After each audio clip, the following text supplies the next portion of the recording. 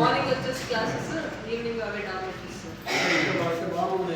కింద అందరికి పైన పెట్టేసేసి పడుకుంటారు. పైన పెద్ద పెద్ద హాల్స్ సార్, అందుకని హాల్స్ లో పడుకొని ఒక స్టే టీచర్ ప్లస్ పీఈటీ పడుకుంటారు సార్. లేదు సార్, ఓన్లీ 8th 9th ఉంది సార్. 9th 10th పోయింది sir. 8th 9th 10th 464 rooms ఎన్ని ఉన్నాయి? 96 సార్. 9 దాకా ఉంది సార్. 90. ఒకరు ఇవ్వండి మా సో ఒక్కొక్క రూమ్కి 20 మంది పిల్లలు. 40 సార్. అంతే క్లాస్ 40 ఉంది సార్. మీరు ఓన్లీ క్లాస్ రూమ్స్ ఎన్ని వాడుతున్నారు? ఓన్లీ క్లాస్ వచ్చేసి 12 రూమ్స్ వాడుతాం సార్. ఓన్లీ క్లాస్ కమ్ కాబట్టి పైన ఓపెన్ హాల్స్ ఉన్నాయి సార్. ఆ ఓపెన్ హాల్స్ లోనే అందరూ కూడా అనుకు పెట్టుకున్నాం. క్లాసెస్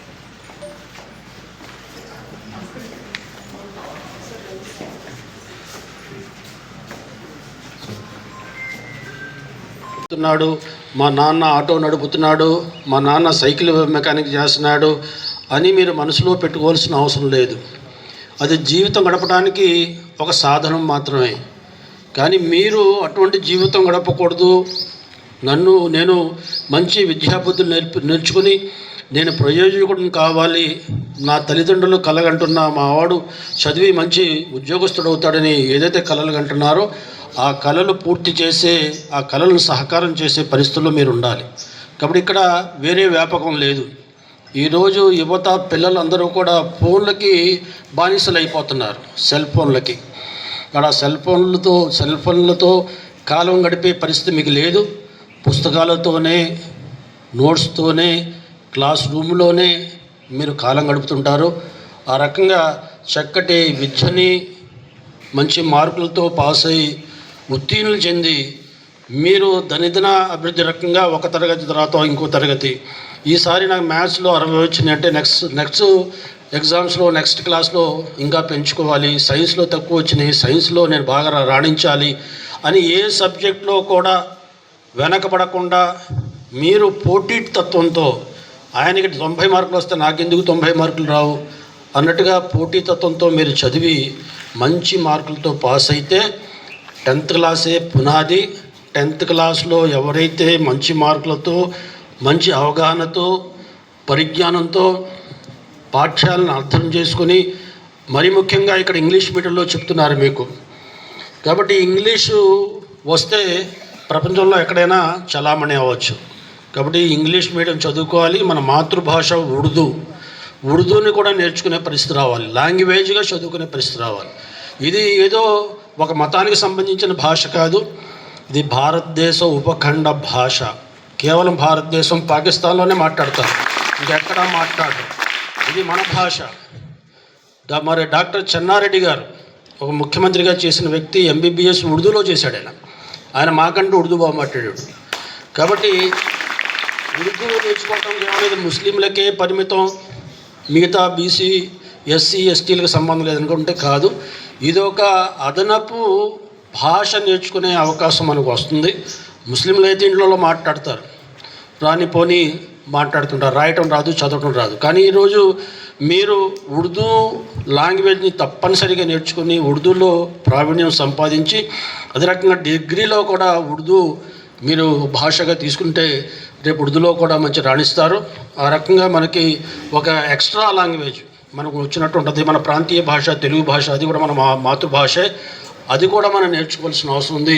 ఇంగ్లీష్ నేర్చుకున్నాం, ఉర్దూ నేర్చుకున్నాం, తెలుగులో రాదంటే మళ్ళీ నవ్వే పరిస్థితి వస్తుంది, సమాజం మీరు చూసి నవ్వుతారు. కాబట్టి తెలుగులో కూడా మనం మన ప్రాంతీయ భాష, మన మాతృభాష, ఆ భాషను కూడా, తెలుగు భాషను కూడా నేర్చుకునే ప్రయత్నం చేయాలి. కాబట్టి ఈరోజు దేవుడు మిమ్మల్ని ఒక చక్కటి ప్రదేశంలో ఒక చక్కటి గురుకుల పాఠశాలలో చదువుకునే అవకాశం అల్లాహతాలా మీకు కల్పించాడు ప్రభుత్వం ద్వారా. కాబట్టి ఈ అవకాశాన్ని అందిపుచ్చుకొని ఈ అవకాశం ద్వారా మీ జీవితంలో వెలుగు నింపుకోవటానికి ప్రయత్నం చేయండి. చిన్న చిన్న సమస్యలు చెప్పారు. ఇక్కడేమో 5th 6th క్లాస్కే 2 సెక్షన్లు ఉన్నాయి.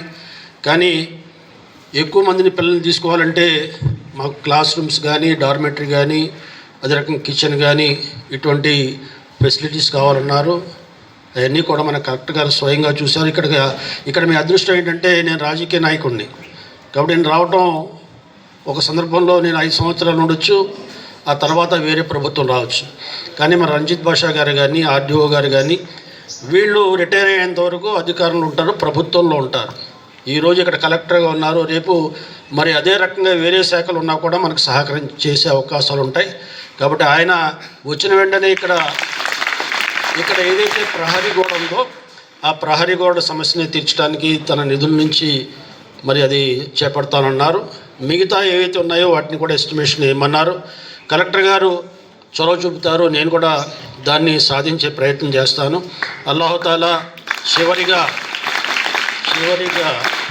నా దువా అల్లాహుతాలా మీ జీవితాల్లో శాంతిని, సౌఖ్యాన్ని, సోదరభావాన్ని, సమానత్వాన్ని, అన్నిటికంటే మించి దైవ భీతి, పరలోక జీవిత ప్రాప్తి కోసం కృషి చేసే ఆలోచన, మరి భవిష్యత్తులో మంచి విద్యను నేర్చుకుని మంచి ఉద్యోగస్తులు, వ్యాపారస్తులుగా రాణించాలని అల్లాహ్ని ప్రార్థిస్తూ సెలవు తీసుకుంటున్నాను. అల్లాహ్ హఫీజ్.